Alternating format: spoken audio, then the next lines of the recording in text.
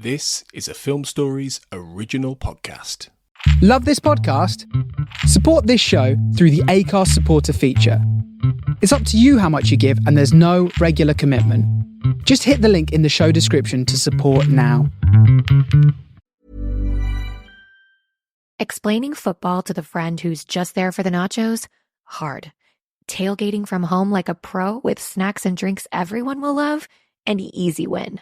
And with Instacart helping deliver the snack time MVPs to your door, you're ready for the game in as fast as 30 minutes. So you never miss a play or lose your seat on the couch or have to go head-to-head for the last chicken wing. Shop Game Day Faves on Instacart and enjoy $0 delivery fees on your first 3 grocery orders. Offer valid for a limited time. Other fees and terms apply. My dad works in B2B marketing. He came by my school for career day and said he was a big ROAS man. Then he told everyone how much he loved calculating his return on ad spend. My friends still laugh at me to this day. Not everyone gets B2B, but with LinkedIn, you'll be able to reach people who do. Get a $100 credit on your next ad campaign. Go to linkedin.com/results to claim your credit. That's linkedin.com/results. Terms and conditions apply. LinkedIn, the place to be, to be. It took a lifetime to find the person you want to marry. Finding the perfect engagement ring is a lot easier. At BlueNile.com, you can find or design the ring you've always dreamed of with help from Blue Nile's jewelry experts who are on hand 24/7 to answer questions. And the ease and convenience of shopping online. For a limited time, get $50 off your purchase of $500 or more with code LISTEN at BlueNile.com. That's $50 off with code LISTEN at BlueNile.com.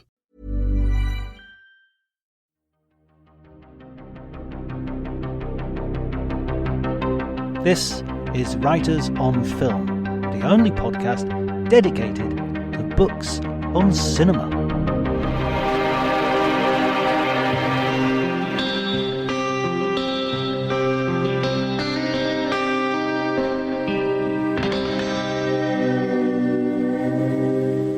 Hello everybody and welcome to Writers on Film. My name is John Bleasdale. I am a writer and film critic, and today it is my honour and pleasure to talk to Jeanine Basinger. She is a preeminent American film historian who has written tons of books, including The Star Machine, Silent Stars, A Study of Anthony Mann, It's a Wonderful Life, a book about Frank Capra classic. And recently she co-authored a book with a friend of the podcast, Sam Wasson, Hollywood, an Oral History. She set up a university department and taught there for many, many years. And she has just talked to everybody, knows everybody, and it's really fascinating, a real privilege to talk to her. As you can tell, I'm not going to say any more, I'll tell you the truth, because the conversation is so good. This is one of the best episodes of Writers on Film that I have had the pleasure. This is why I do it. This is why I do it, to have conversations with people like Jeanine, people like my other guests. It's an education for me. And I hope it will be a pleasure and an education for you as well. Forget everything else. Let's listen to that conversation.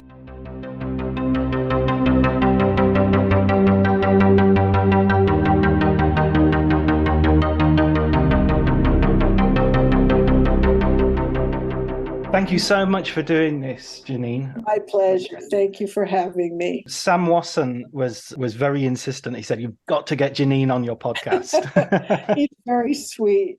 He was my student, and then we did the collaboration of the book together. And he's just a terrific guy. And so many great books will come out of him, have already come out of him, but are in the future. He's terrific, really terrific. Yeah, absolutely. I totally agree. He's such I've had him on twice, once for his Chinatown book and once for the oral history you did together. Yeah, a phenomenal book. Yeah, absolutely. I mean, I feel that him and Glenn Frankel and Dana Stevens and a few others, they're really bringing, the book Absolutely. Into the future. I agree with you on that. Frankel is wonderful. The book he did on High Noon and the book he did on The Searchers, these are very good books. He interviewed me for both of those since I was very familiar with the backgrounds. And I thought, what a smart, wonderful guy. And then when I read the books, excellent, absolutely terrific books. The Hollywood Reporter has just conducted that survey. I don't know if you know about this yet, but Yeah, I participated.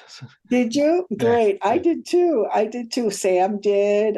Leonard Maltin did. Alexander Payne did. I've sort of been here. I wonder when they're going to tell us what they are. Yeah, I mean, I even think the fact that they're doing that they're doing an all-time best film book sort of poll is such a great indication of how popular film books are. Absolutely. And elevating it all.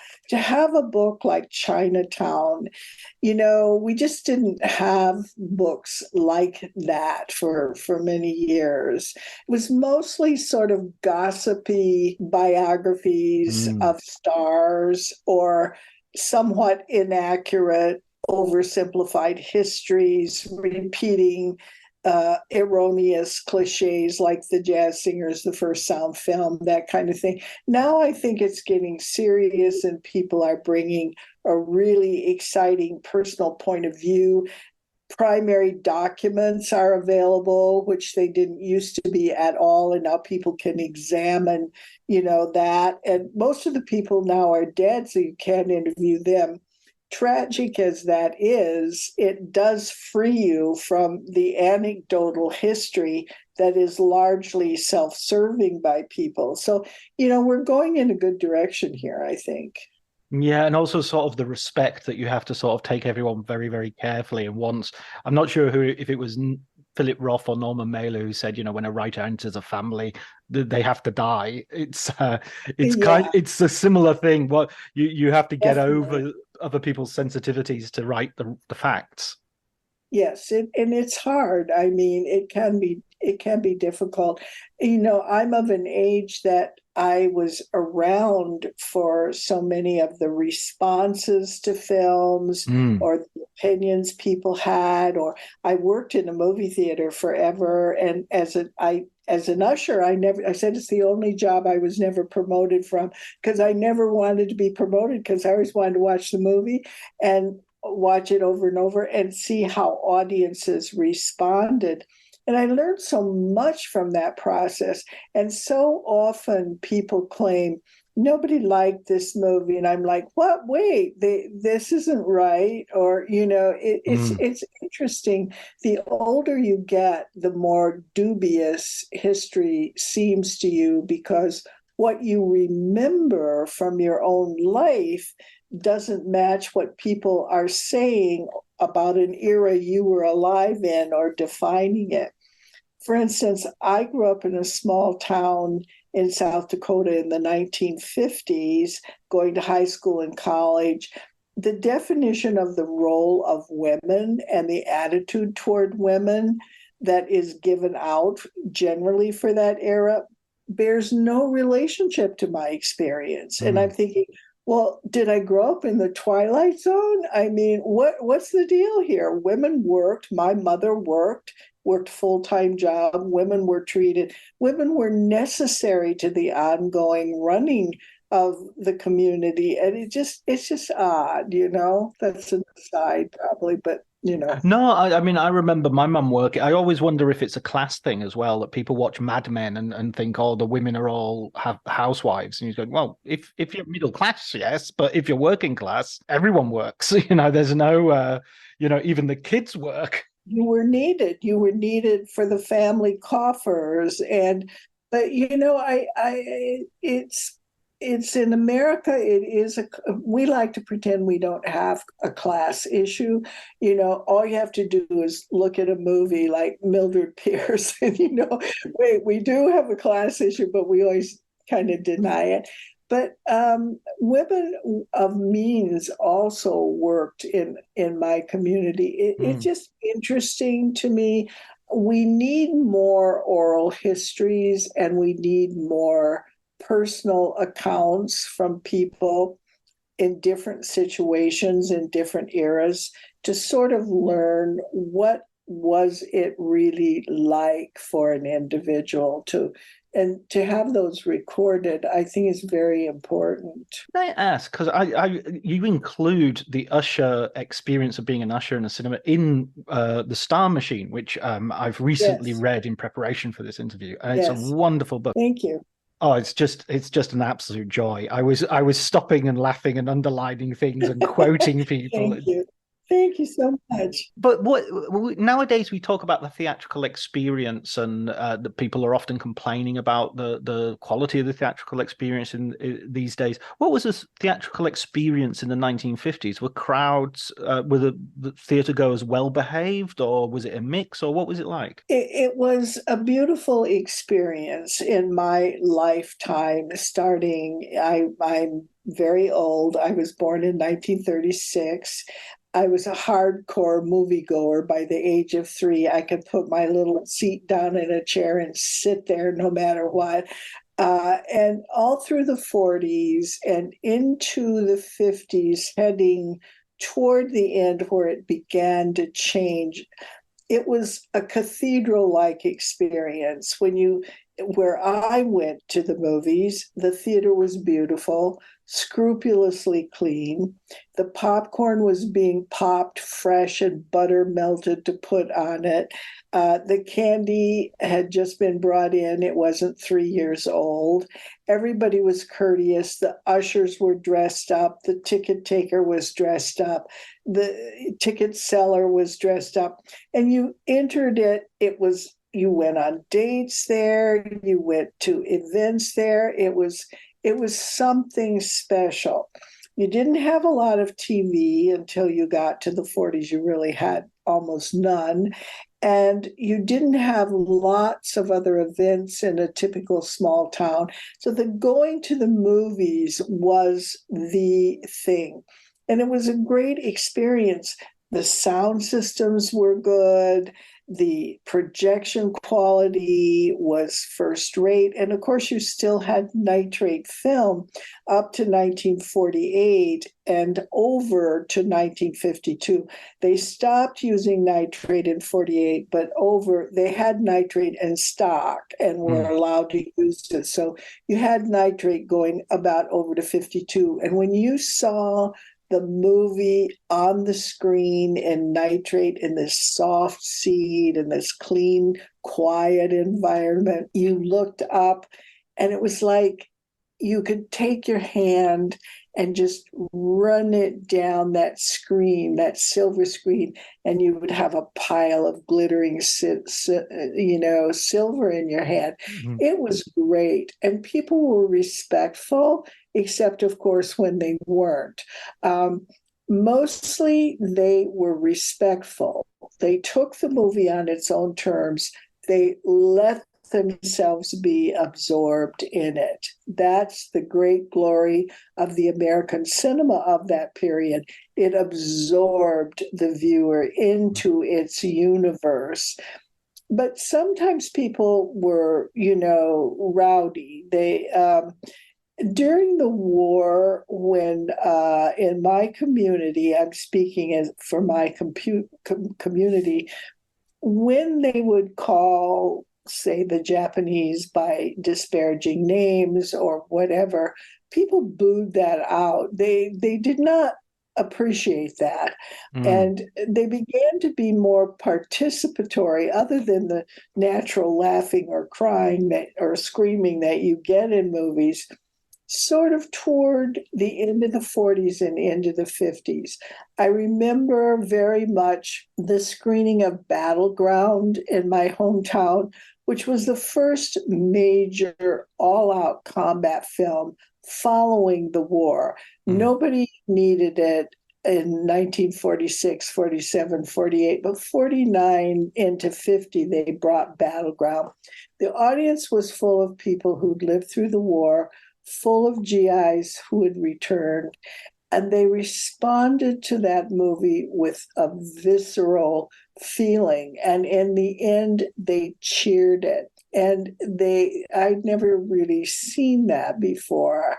I'd seen applause. I'd seen a lot of pleasure. I'd seen all kinds of, but never standing up on their feet and applauding, because the GIs in the audience felt this was a film that was talking about what it was like to be at the Battle of Bologna. And so, that was interesting to me. I spent a lot of time studying audiences. Well, I had to look at the same film multiple times and you get bored. So I'd walk down the aisle and go through the curtains at the exit and peek out to watch them. And you can see people reacting. And what's interesting is they would go,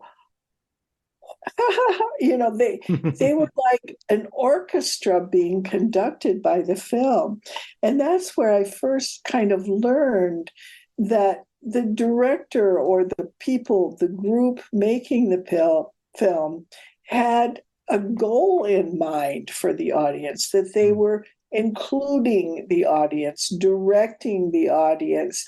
And that was a big life-changing experience for me, as I realized these things don't happen by accident. There's a plan, and the audience is seen by them as part of the thing they're creating. And that was very interesting. And the audience, as they're reacting to these films and participating in these films, they're also living with a different kind of film than what we have today, and a different kind of stardom. I mean, the Star Machine. I mean, we'll talk about other works as well, but the Star Machine is very much about that studio system of creating a certain type of star. Yes, the people talk Hollywood as if it has always been the same thing and will always be the same thing. The old Hollywood and the new Hollywood are really very different entities. And the old Hollywood was very star-driven and built around stars and their personas they created for them, and the audience's love and attachment to a star. So they turned out a lot of star movies. And that was a genre unto itself, the star movie, the Clark Gable movie, the Jean Harlow movie. And they put out a lot of those, 3 or 4 of those a year, and it drew audiences. When you lose the studio system, when around 1960 it kind of collapses and stars have defected to their own individual contracts and people are fleeing the studios, and the studios have to divest themselves of their theater chains, and new appetites come in through the distributing of foreign films, a lot of them, of a corporate business, more of a business. In the beginning, it was a producer business, but it evolved over to stars, and then it changed. So it's constantly changing. And as it changes, the role of the audience changes. When I look at some of the movies today, I see an enormous difference between what I, as a child and a young film goer, experienced. It was, for me, it was to bring me in immersively, put me in it, make me forget everything. And it's dimensional. I can go in there and be a part and lose everything that's here in reality. Today, I'm placed much more as an observer. And instead of being a deep thing that I go into, it's a surface thing that I watch that passes in front of me. So the whole kind of system has changed, and television viewing has been a part of that because it is more observing, because you're eating, you're cooking dinner, the phone is ringing, so it passes in front of you in it. You don't lose yourself in it. There were no distractions in the movie theaters, so it's 2 different things for the audience. Yeah, I think television is always feels halfway between movies and radio, really. So it's sort of that thing you won't miss anything if you leave the room and come back 2 minutes later. You'll be able to pick it up quite easily. Whereas in the movie theater, you don't want to go to the bathroom because you don't want to miss anything at all. I know Rome can fall. You have to run to the bathroom when you come back. Rome is gone. I mean, they move. I mean, you got to watch carefully, and also you don't want to break the mood of it. You're so deeply into it, and so that is an important issue about why people don't go out to the movies or don't like movies as much or find it harder to appreciate them, or who need niche programming, something about themselves. There was no real niche programming in the golden years. Every movie was designed to be for every film goer. Every dad, every mom, every daughter, every boyfriend, every child, every dog. I mean, everything was for people to all go to the movies. And then that began to break down. We had to protect children. We had to create teen movies. We had to create grown-up movies. And that's where we are today. So you're a kid. You're working as an usher. You've been watching movies since the age of 3. When did you start thinking you're going to write about movies? When did it become part of your professional interest? Well, everything was movies for me. I loved them madly. I was a good student in school, and I wanted to be a writer. And of course, no one ever asked me to write on the movies until Orson Welles' Macbeth was brought to town for the school children to improve their knowledge of Shakespeare, and I got to write on the movies for the first time. I kept a diary, which I have, about my childhood memories of going to the movies and which I liked and why. I started writing movie reviews for the local newspaper and for the high school newspaper, but I never imagined it would be a career because, it just wasn't a career that anyone from a small town in South Dakota could access during those years. So in college, I majored in American literature and communication. Then I got a master's in that level because communication was the only field, and it was offered in major state universities by grant, to be taught as a field, to understand radio and all of the forms that brought information out into the hinterlands. I wasn't very interested in that, but I thought at least it's called communications and maybe I can sneak in movies. So I studied all that and had a master's. But in the meantime, I pursued an individual interest. It was like a hobby for me. I collected movie star paper dolls and old movie magazines and posters. I pursued revival houses so I could see the movies that I didn't see as a child or that were before my time. My oldest sister was very helpful in getting me to see, she was at the University of Chicago, to see old silent films. I started going to places like Eastman House and, to see old movies and learn about them. And I scoured old magazines. I began to form a self-education project, and then I would write my thoughts about them. But this was a sideline. It never occurred to me that I would be able to make a living writing about movies. It just wasn't in the cards in my early years. I did it as a hobby.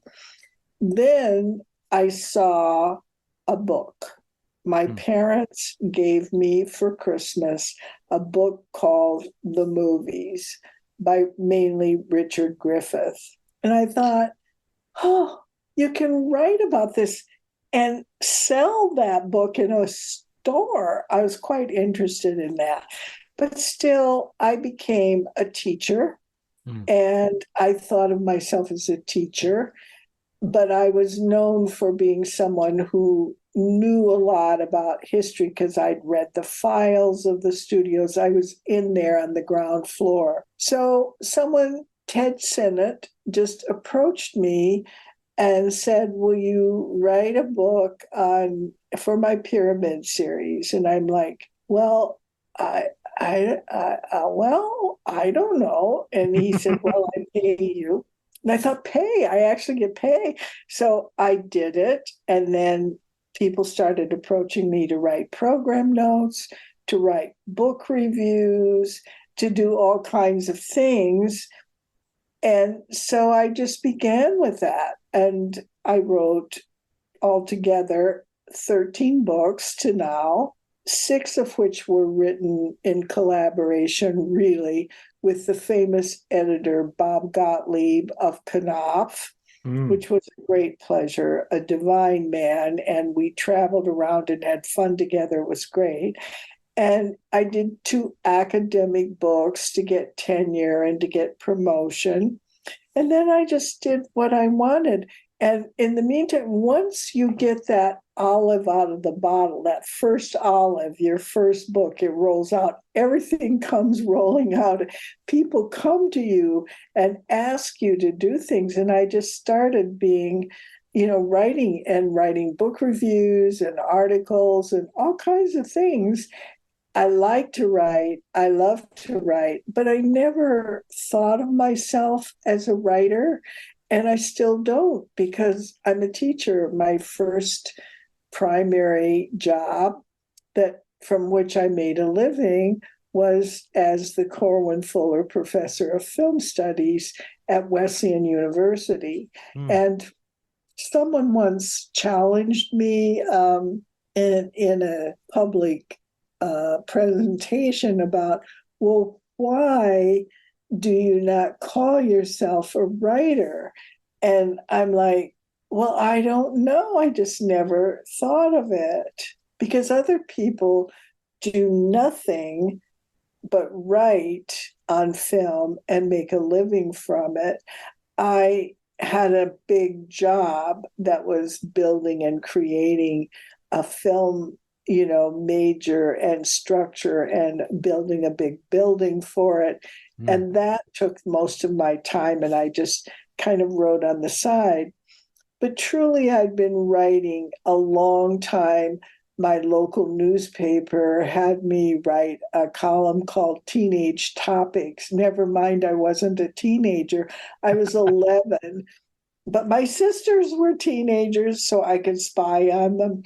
But it included people's responses to movies. So I don't know if this is just me meandering, or if this answers your question or No, not. it certainly does. It sounds like the degree title communication it sort of takes all of that in, the teaching, the writing, and the history. The wish to communicate that history.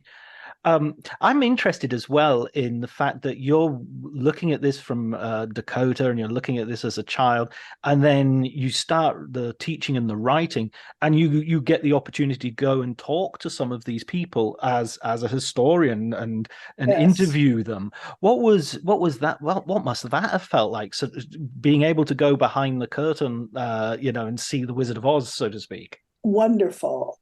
I never dreamed that I would be meeting Betty Grable, much less Van Ness Pugliese or somebody, as a child. My parents were very helpful with this, taking me things to places. And I would write letters. And I suppose there's something about getting a letter from a 9-year-old on a farm in South Dakota, dear Van Ness Pugliese, that gets his attention. But I tended to write to people behind the scenes, not the stars. I figured I was too lowly and young that a star would actually answer me, but I was interested in process. I wanted to know how the movies were made and who did what and why and how did that collaboration work. And those people didn't get interviewed very often, and they were eager to tell their stories.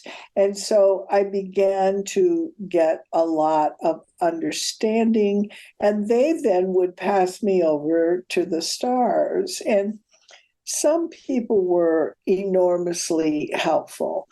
And one of them was Joan Crawford. And I like to give her a shout out because, she's had to undergo such a bum thing through the Mommy Dearest. And I'm not speaking of her as a mother, but as a movie star, she cared very much about the business, about her career, about movies, which she called pictures. And she was so helpful in opening doors and explaining to me how things worked.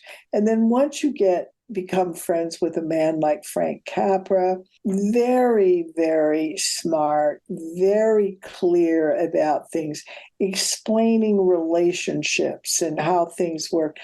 When I look back on it, how lucky was I?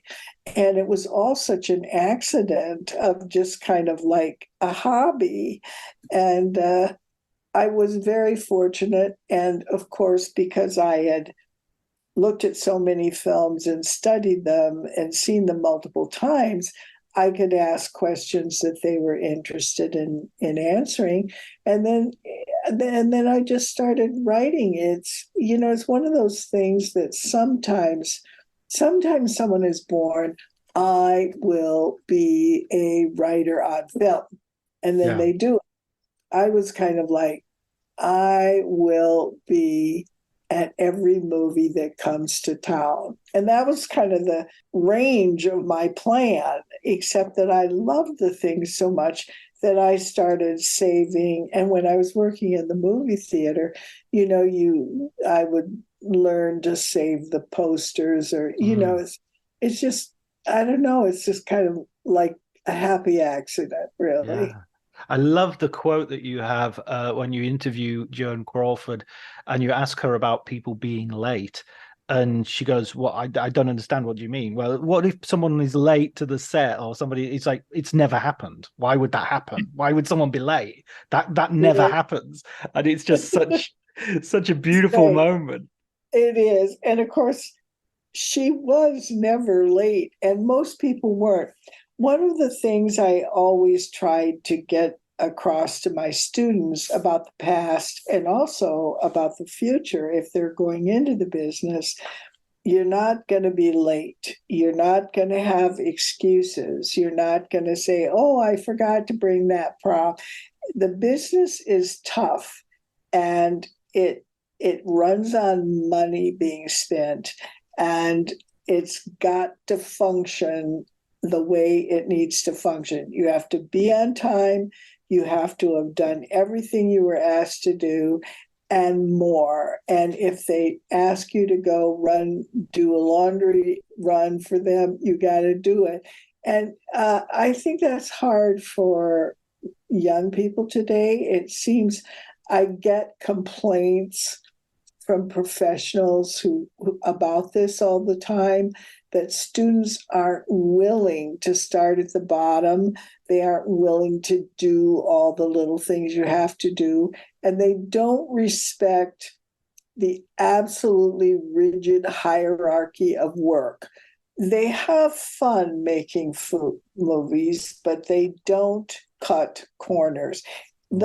It just costs too much money. It just costs too much money.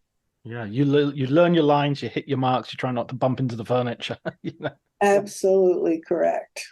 Who was the person that you interviewed? I mean, you've interviewed so many people from so many different worlds and so many different eras of cinema. But who would you put as your sort of your most sort of gobsmacking moment? Well, there's several. I kind of divide things like this into my personal emotional memories of movies and my approach to it intellectually and historically. For me, when I was a little girl, the biggest number one female star was Betty Grable. Meeting Betty Grable and becoming friends with her was a thrill for me. And she was just a darling person, fun, funny, unpretentious, and wonderful. So that's a category. For the other kind of who did I learn the most from and what was the most significant, it would be Frank Capra as a director. We became very, very close, he and his wife and my husband and I. And he asked me to become the curator of his materials, his life's work, which I did. So that, and he was an open, fair, honest man. And I learned so much from him about filmmaking and about everything. Number one. Number two would be Joan Crawford. She talked to you about what it was like from a star's position, and she was brutally honest. And, she didn't give the star answer. And that surprised me and was very, very useful. And in the modern era, I would say, having had the privilege of being on Clint Eastwood's sets and observing him work for days at a time was very, very illuminating. I've had a lot of great experiences. But those are examples of categories of learning where I felt privileged and learned a great deal. There were other. Myrna Loy was a very intelligent woman and very good at explaining. Marty, of course, Scorsese, many great conversations about film, and he's a super film historian.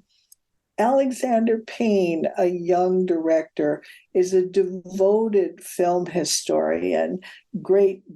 He was just here to visit me with Sammy, and we watched movies night and day and argued and talked. So many stimulating things.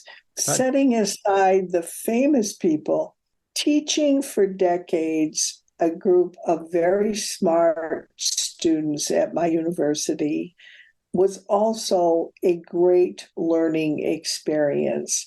To share a film that I knew and had seen often with a young group from a different background, a different class, and a different era, and to see how they saw the films and how they understood them was very illuminating to me in terms of, thinking about response to movies over decades. That's really fascinating. And by the way, there are so many great stars in that book who either I know only superficially or I didn't know at all, and I've got a watch list full. I've seen William Powell in a few films, but I wanted to, and I'd seen the original Thin Man, but now I want to do the whole series, and I think I'm 3 films in now. With Myrna Loy and William Powell, utterly entertaining, wonderful stuff. There is nobody better than William Powell. He is one of my all-time favorites. He can play drama that will rip your heart, and he's the funniest man ever on movies. And the two of them, that chemistry between them is so perfect. There will be no disappointments really for you in viewing those movies. They're just fun. And I'm so glad to know that you're doing that. It just makes me so happy. Yeah, I mean, I love film history. I love these old films. I love the fact that they're increasingly available via YouTube or via DVD reissues, physical media, or even some channels like Turner Classic Movies. Isn't that a piece of luck? Now, when I was a little girl and I saw film, I prayed to be able to see it twice, which was considered frivolous, wasteful. You went once and that was it, and then it left town, and you were never to see it again. A few films were re-released, especially during the war when they had a shortage of nitrate footage and especially any color footage. And so they re-released to fill the huge demand that the American public had during the war for movies. So I saw a few old movies during that time frame, but I really felt if I had missed one, I was never going to see it. The greatest tragedy of my life was I was born in 1936 and 1939 was Gone with the Wind. And 1940 it concluded. And it was 4 hours long. And I was 4 years old or, 3 years old. And my family setting out in the car to drive, we lived back in the hills to a town that would show the movie, felt that I must stay home with my grandparents. I have this pathetic image of myself in my own mind. I've made a movie out of it. I'm running after them. No, don't leave me. And they leave me, those heartless beasts. They leave me. And that meant I would never see Gone with the Wind.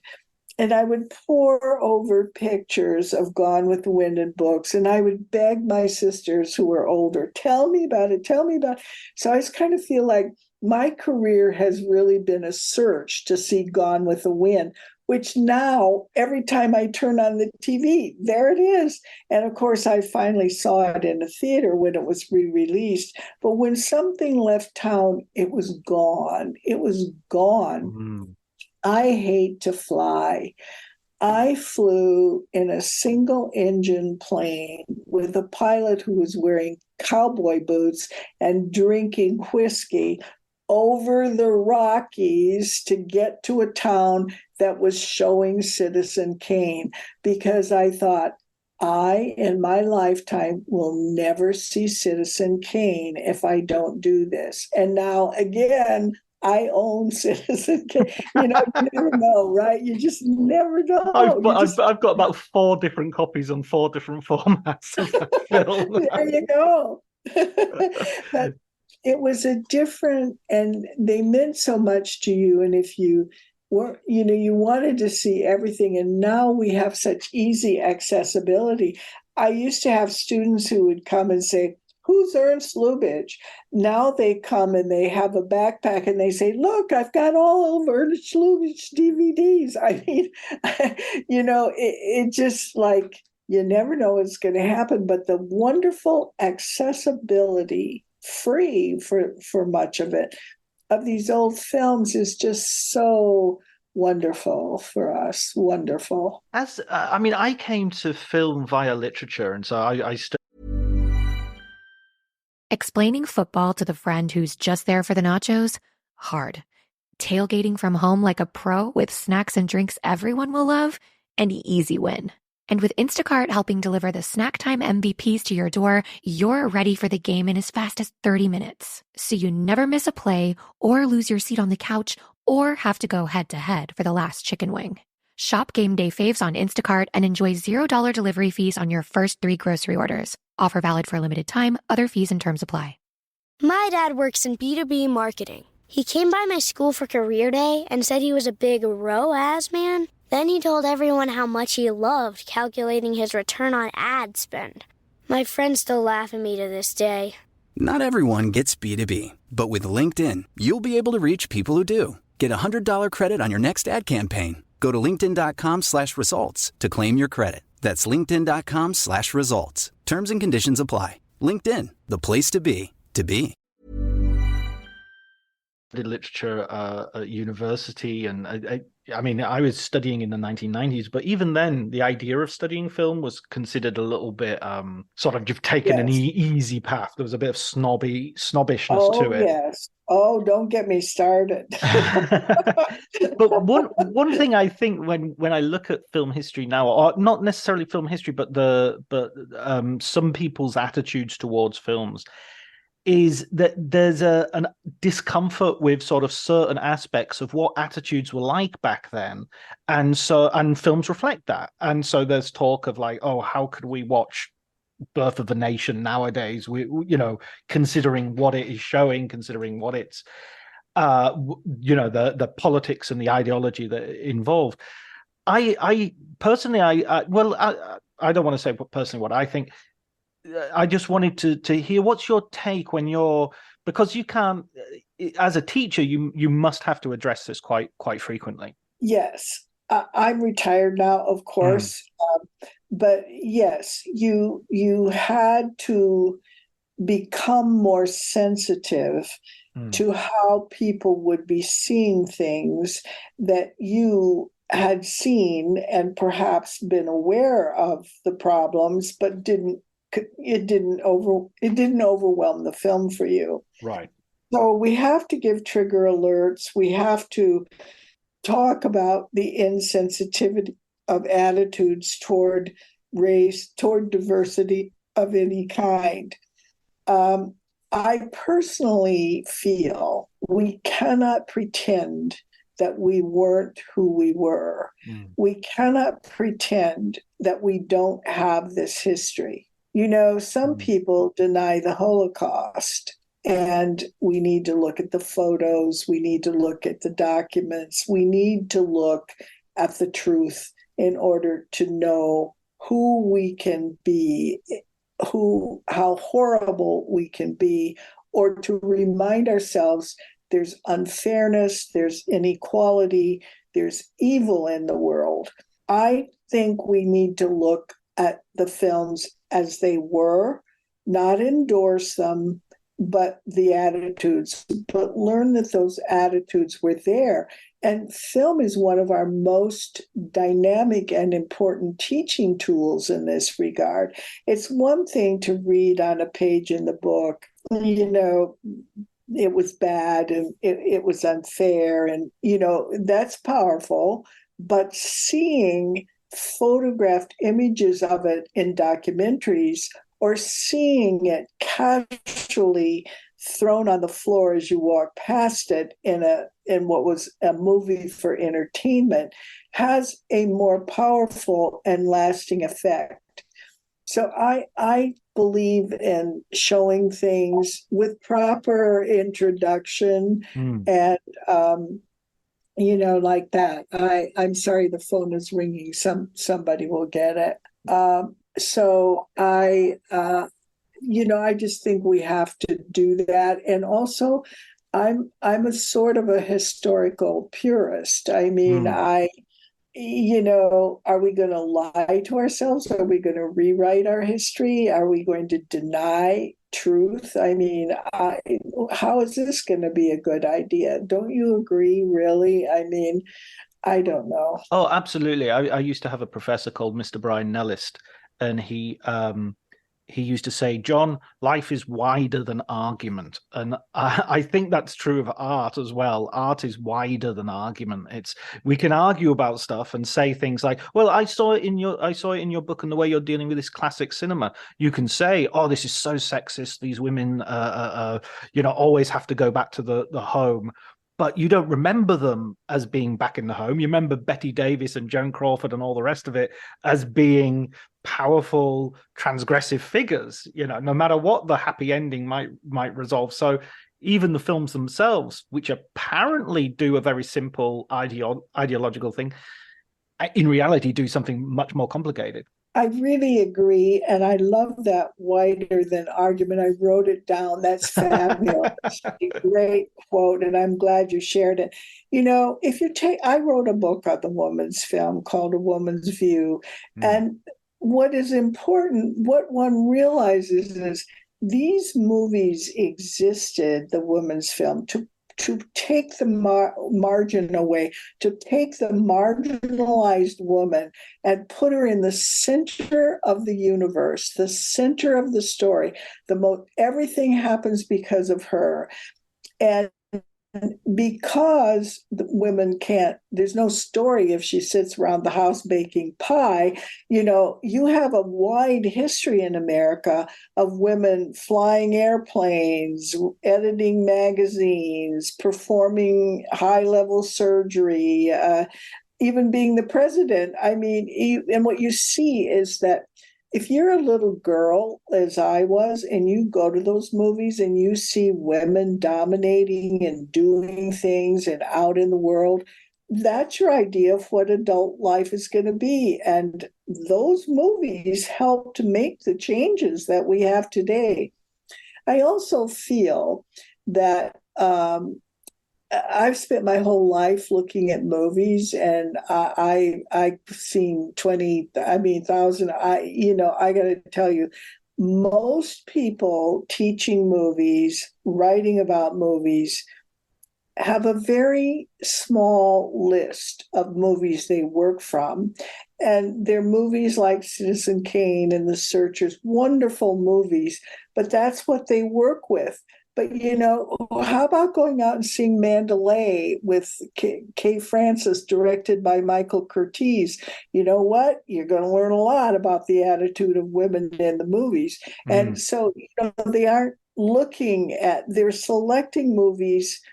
They have a grid of what they think the movies are. They put the grid on the situation, pick the movies that fit their ideas and show those. They don't show movies like women repressed in old movies. They don't show movies where women aren't repressed or aren't oppressed, or who are running the show and continue to run it all the way through the movie. We need a wider range of knowledge of what was actually out there. I saw movies as a child, a little girl, that inspired me to be independent and to follow what I wanted to do. These movies don't tell you not to get married. They just act like marriage is that thing you're going to do. And then what else are you going to do? There's a lot of knowledge. There's a lot of tiny sort of mouse-like looks at movie history that have become what we think it is. And I'm calling for a wider understanding.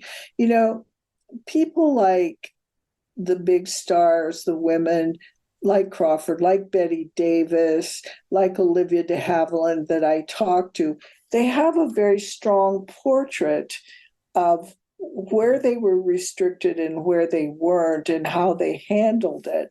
And it's a kind of pioneering feminism that's very interesting.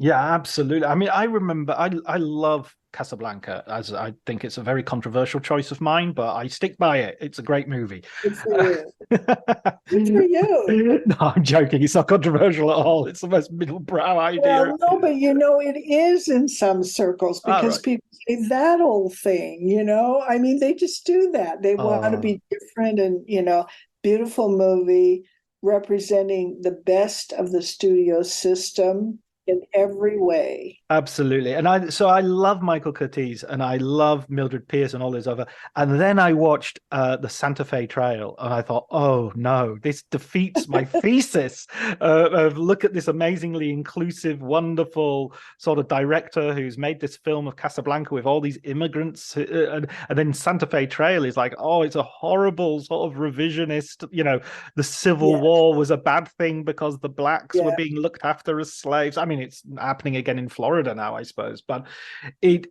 but you have to sort of look at that as well. You can't just say it doesn't fit my thesis, so I'm not gonna. That's what Michael Curtiz was made a very good movie with a message which is not comfortable to me. That is absolutely right. You can't just throw away the ones that don't fit your ideas. That is not truth. I mean, it is not good, even scholarly research. You have to deal with everything and you have to see it for what it is. And you ask yourself the question, why does this director that I like so much, who meets my ideas and my ideals so perfectly, why do we have this? Well, it's part of the fact that we tend to forget Hollywood was a business as well as an art. And there comes the fundamental clash, art, an art that's a business and a business that's an art. And those two things are always rubbing up against each other. And it means Curtiz has got to take an assignment and maybe it doesn't suit him or not. You have to research that. You look into it, you find it out. And you have to take movies on their own terms. You have to take the movie with the intentions that are in it, that come from the people who made it, or the culture, or audience need, or business practices, or something.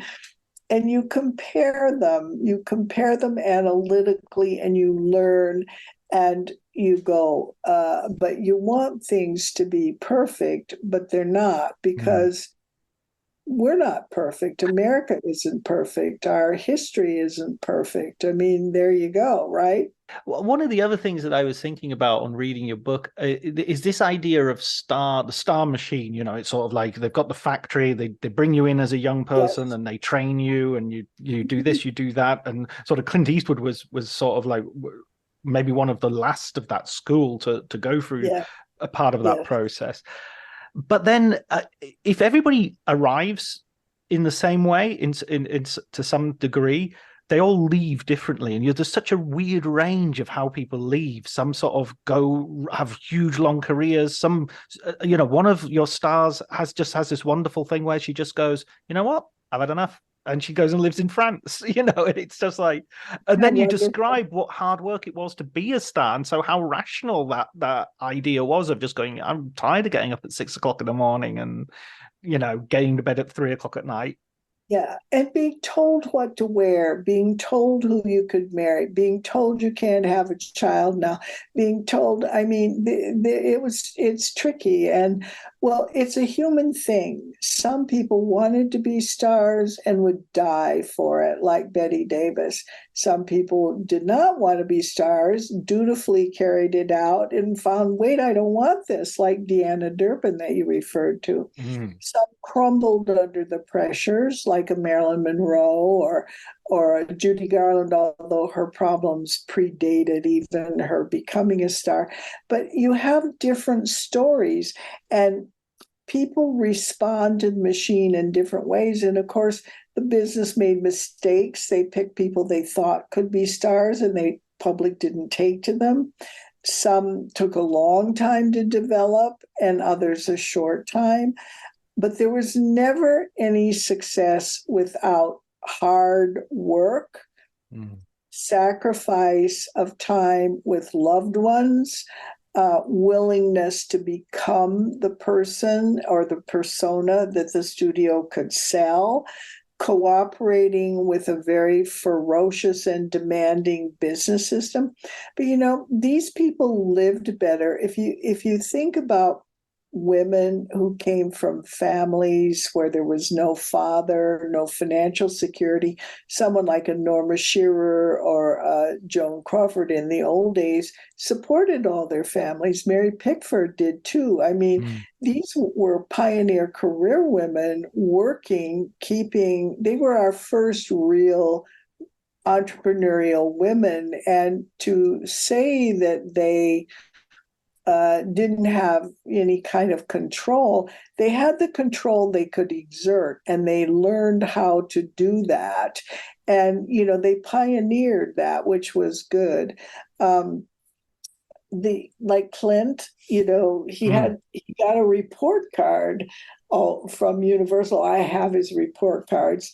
And, they were in school, they were being taught, and what can he do? What can he not do? Is he cooperative? Is he not cooperative? Can he Does he have potential? What can he do that we don't think he could do? In Clint's case, it was sing and do music.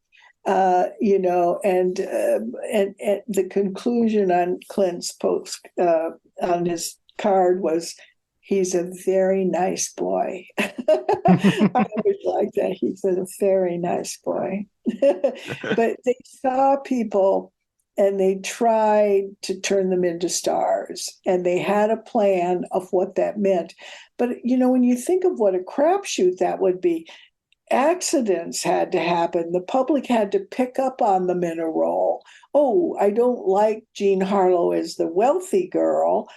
I like Jean Harlow as the tramp. The business didn't know at first because she was actually from a fairly well-to-do family and had been educated, and she was beautiful. But then they find out, no, she's better as a tramp in like Red Dust, a tough kind of babe. They had to learn those things, and they spent a lot of money, but they had the machine. They could put them in movies and learn what the audience liked and didn't like. They could find out things and sell it. It was a really difficult process, and they made a lot of mistakes, but they learned. And when they hit the jackpot, then they were making a lot of money off those people. I love the Andy Hardy movies as well, in the sense that they could use those as tryouts. You can, just give him a couple of co-stars and see if they work out. The stars could carry the beginner and protect the property that the studio had created. It was a very efficient machine, not foolproof, but it could fix its own mistakes with a success. And they had enough people moving around in the whole deal that they could try it. And it was an experiment. No one ever realizes how experimental Hollywood is. They always thought of it as a very dull place, shot, reverse shot, nothing else. But you go back and look at all those films in the 30s, you can find 360-degree pans, you can find superimpositions, you can find elaborate structures of flashback. Citizen Kane wasn't the first movie to have multiple overlapping flashbacks. It had been done earlier. I mean, you just find, when you really look into Hollywood's history, you find a very different story from what most people think. And one of the things that Sam and I found in reading all those oral histories, which, by the way, were awesome, I said to Sam, there's 3 words that emerge here from these people. They bitch or whatever, but they had fun. They felt they were a family inside the studio, and they were flexible with each other about disagreements. Fun, family, flexibility are not 3 words that most people associate with Hollywood. Yeah, there's almost like a cynicism. I mean, Andrew Dominik, who's a filmmaker I admire from his earlier films, his Blonde is kind of like, unless you look at it as a horror movie or a fever dream, it feels like a complete, or even say Babylon, the Damien Chazelle recent film. There seems to be this tendency to treat Hollywood as if, we're discovering Hollywood Babylon all over again, years after Kenneth Anger wrote the book.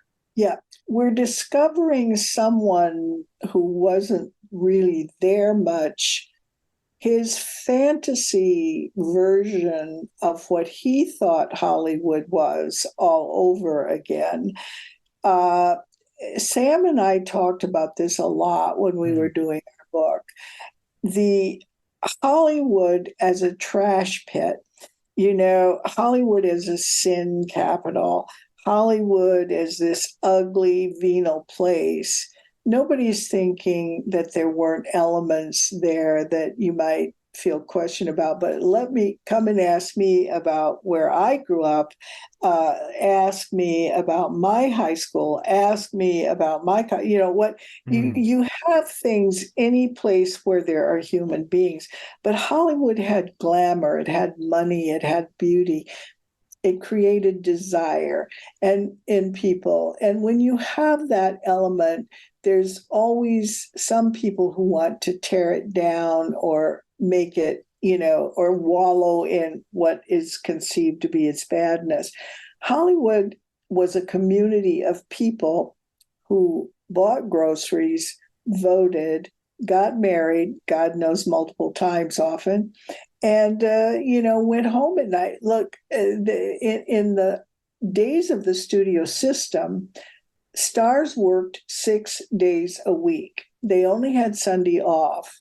They had to report to work by 6 a.m. They seldom got home before 9.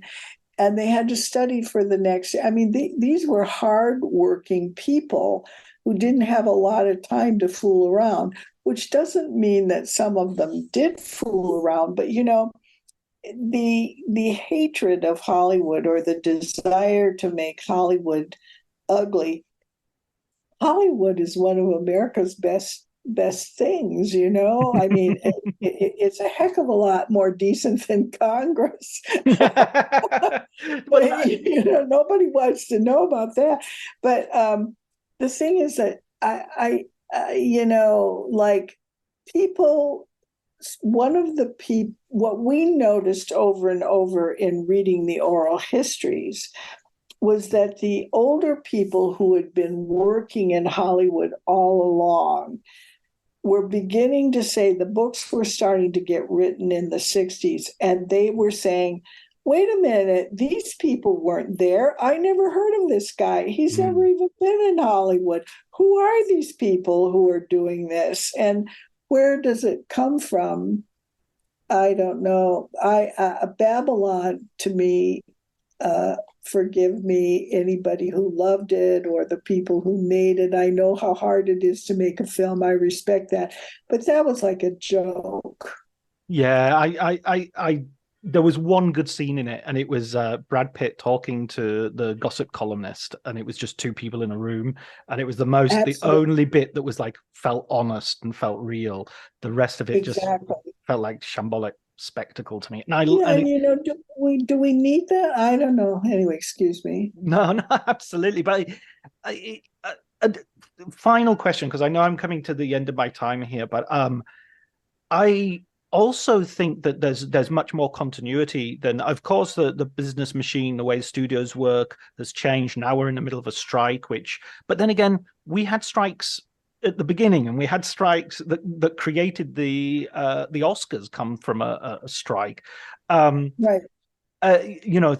And even that feeling of the star machine, I still feel if I look at someone like Tom Hanks or Robin Williams, you can see how their career sort of sputtered into beginning, and then suddenly they're at the top, and then they're at the top for 5 or 6 years, and then they're sort of consigned to another sort of category, and they don't go down, but they do a bit, How do you feel today's, because there is this argument that stars no longer exist. It's the franchise which sells the movie rather than it's James Bond people are going to see, not Daniel Craig, or it's Iron Man they're going to see, not Robert Downey Jr. Do you think stars still exist? I mean, I've got my own opinion, but I want to hear yours. Yeah, we're partly going to see Tom Cruise, in Top Gun. We don't need that franchise back zillion years later, and it's only the second film. But I do think stars exist, but I think they're not being, they don't get the opportunity to shape a persona over time that could then be sold for decades. They're going to last a shorter amount of time because there's so much for people to choose from today. And movies are so expensive. You can't, Cary Grant once made 7 movies in a single year. So you saw Cary Grant at your theater a long time, and you had a chance to fall in love with them and want to see more of them. You don't get that as much now. Where you get the coverage is in the tabloids. So in the old days, the system protected the image of the star, created it, put it out there, and protected it. And if they had a bad scandal or whatever, hushed it up, created a consistent picture and portrait. And there were movie magazines and ads with these people telling you to smoke this cigarette. And these people were in your life as part of your life. Now, if a star has clay feet, those clay feet are going to be on the cover of People magazine. They're going to be on YouTube. They're going to be all over the internet. We don't treat them the same way. They aren't our people we want to be.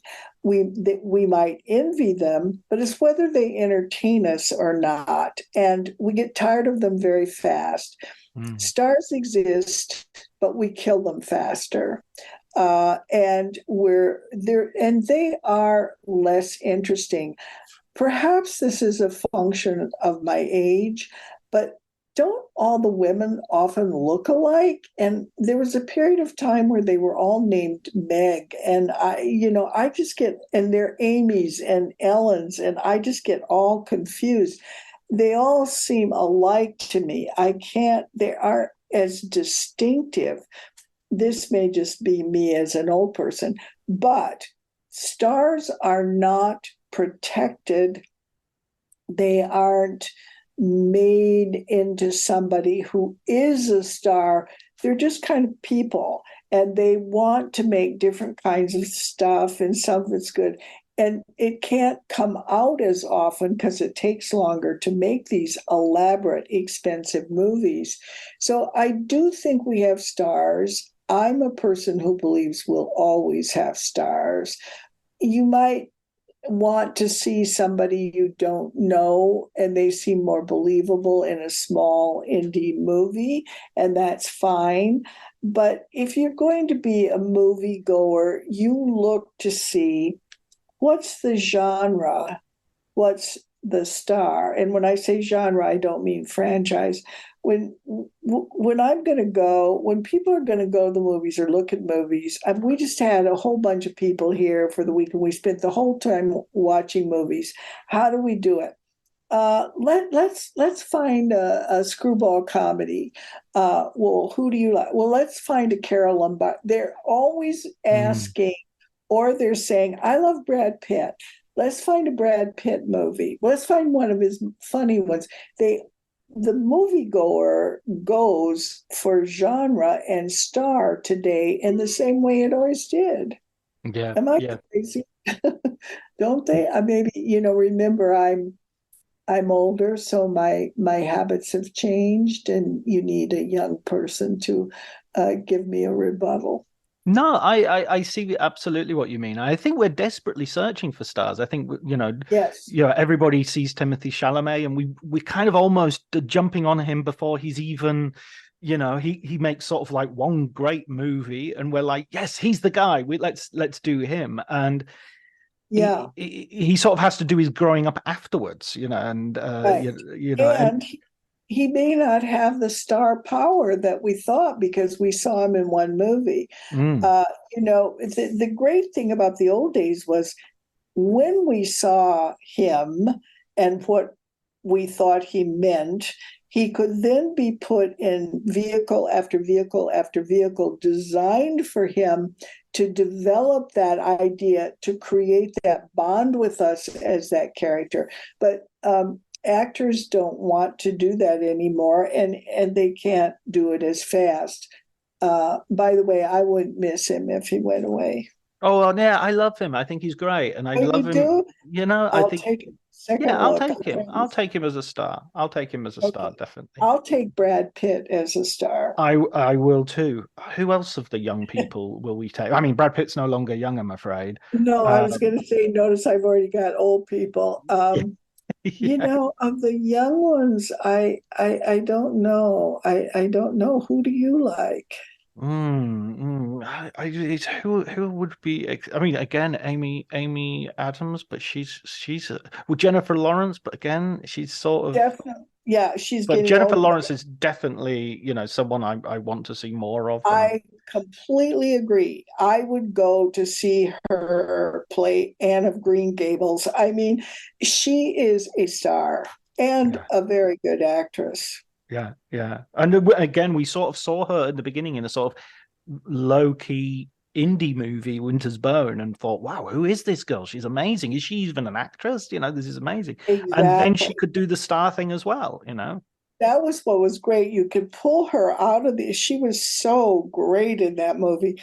And you pulled her out and she could be in any kind of movie. She's never given a back. She's really great, I think. And Yeah. then, yeah, I don't know, very young ones. I mean, Tom Holland has come off the Spider-Man things, but he's done things like he did the what was it, the City of Gold or the Lost City of That's it. Zed, It which was good. yeah. I don't know, I think it's harder. There's a lot of noise surrounding it all. Mm, They sell the films to us, on explosions or rolling fireballs, or on this is an indie where two people will sit on the couch and talk. I mean, and you have Coda, which was a wonderful movie, and then are we going to see those people again? It's different now and harder to explain and define because it's not a single organized business hierarchy the way mm, it once was. mm. And someone can have a giant success and just not get another role and they just kind of disappear, or they find they don't like the business, or they go off into television, which is a different system. I don't know. It's harder. It's harder today. I think Florence Pugh is probably the youngest person I know who the films I anything that comes out I want to see her in. Yeah, very um good. Adam Driver as And well. Tilda Swinton's daughter, Mm, who was in those, she's very interesting. But mm. look, we're scraping around here. Yeah. We could sit for the old stars, each of us start talking, and we could name 20 male stars and then 20 female stars who are interesting. It's a different, that the older days were developing stars as a major business plan, Mm, mm, knowing that this ensured audience loyalty, audience interest and excitement, and box office coins being put down. And that was what they did. And they created vehicles to accommodate the persona that we believed in about those people. And that's a different kind of business from what we have today. Today is more about individual directors or writers or stars creating movies that are more personal projects. mm. Uh, we still have the big, films, but there's so we're not into a system of developing the star. If the star gets accidentally developed, and goes forward, then they follow and use it because the star can decide also whether to do the film or not and can form his or her own company to make projects for himself or herself. And in the old days, that was not the case.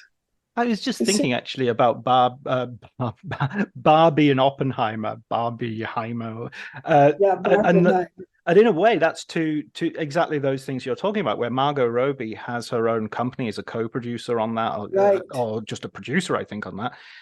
Whereas Yeah, in Oppenheimer, Cillian Murphy has been kind of like a group player, troupe, part of Nolan's yes, all the way through his career, and he's been given a big lead in a way that he wouldn't necessarily, it's because Nolan knows him, trusts him. He's the guy he's seen him on set. He knows he wants him. So the star maker is really Nolan in that case, whereas Margot Robbie, the star maker, she is kind of herself because she's making the Right. making the movie. It's a perfect analogy. I mean, it's a perfect explanation. That's exactly right. And the Oppenheimer star has been a non-star on our screens for a long time. He steps up, it's just, yeah, definitely. Yeah. Roby would have been a star, and it could have been a star in any era, I think. Yeah, absolutely. She's like Nicole Kidman. She's got that glamour. Absolutely. Listen, Jeanine, a wonderful. I could talk to you for hours. It's a real pleasure. I've got one final question, which I ask everybody, which is a recommended film book. A recommended film book. Well, you've already read Sam's book on Chinatown, which I would recommend. But have you read his book on Breakfast at Tiffany's? No, I haven't. I think it's called 5:10 a.m. in the morning. It's a really good, smart book. And if you like Chinatown, you would love that. So, of course, I'm recommending my friend's book, My Darling Sam.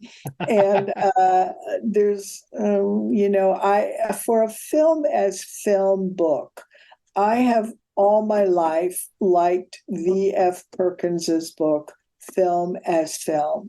It's a very smart book, and I like it a lot. And I don't know if you ever read Bud Schulberg's autobiography. I forget the name of it. It's on that list that we received when we voted. That is a little insight into growing up in the Hollywood, the old Hollywood, and what it was really like to be a person working and live, in a family, his father being B.P. Schulberg, of course. That is a book that gives you insights that you don't get. But Sam's book first. Read Sam's book. I think you will like it a lot. Yeah. Oh, absolutely. That's have you definitely got a recommendation for me? Oh, have I? Oh, well, you'll have read them all, surely. Have you read City of Nets, the Otto Friedrich book? I have. Yes, I have. I told you it's useless. I'll just. There's Jason Isralovitz has written a really good book on The Wrong Man, Alfred Hitchcock. Oh, I have not read that. And I teach that. I'm writing it down. You see right here. I would be very interested. It's called Nothing to Fear, Alfred Hitchcock and the Wrong Men. And it's kind of using the history of the true story, a little bit like Glenn Frankel's approach, and using it to talk about what is kind of one of the least Hitchcockian Hitchcock movies. Exactly. And a very interesting movie starring a sort of non-Hitchcockian actor, Henry Fonda. I teach that film actually in my Hitchcock course because it is different and it makes students really think because of that. So I'll definitely read that. That's a great thing. The City of Nets book was not from, it's a book that people love and I respect it, but I had heard all those anecdotes and all those kinds of stories before. I've been around a long time and I interviewed a lot of people, and it wasn't as interesting to me or as fresh because I had heard. I respect it, and I think if people haven't read it, they would enjoy it. But for me personally, it wasn't one of the greatest books that I read. I like Molly Haskell's book on the woman's film From Reverence to Rape. It's an elegantly written, very intelligent book also, She's going to be on the podcast in, I think, 2 weeks. Oh, give her my regards. I'm a friend of hers, but also a great admirer of her. She's a really intelligent, elegant woman. Very good. You'll have a wonderful interview with her. Excellent. As I have had with you, Jeanine, I've absolutely awestruck, and I hope we can have a conversation sometime in the future. Anytime. Especially now that I can work this thing. You call me anytime, okay? Thank you so much, Jeanine. It's my pleasure. It was a lot of fun. Thank you so much for having me.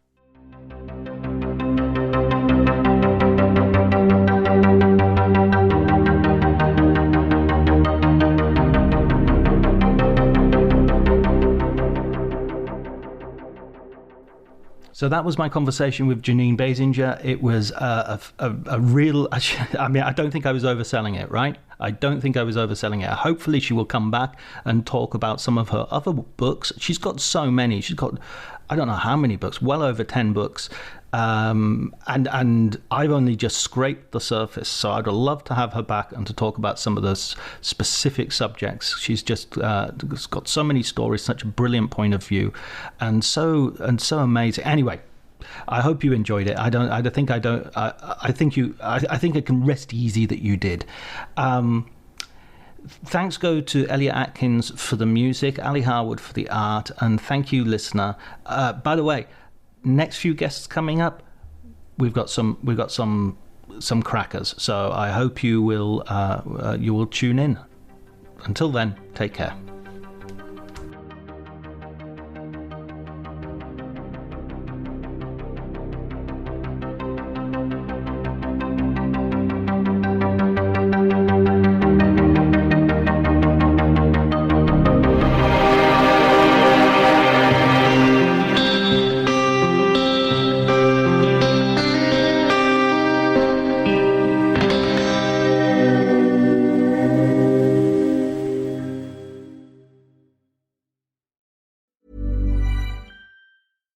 Cue the fireplace and your favorite fall movie. There's nothing better than a cozy evening at home with a glass of First Leaf wine.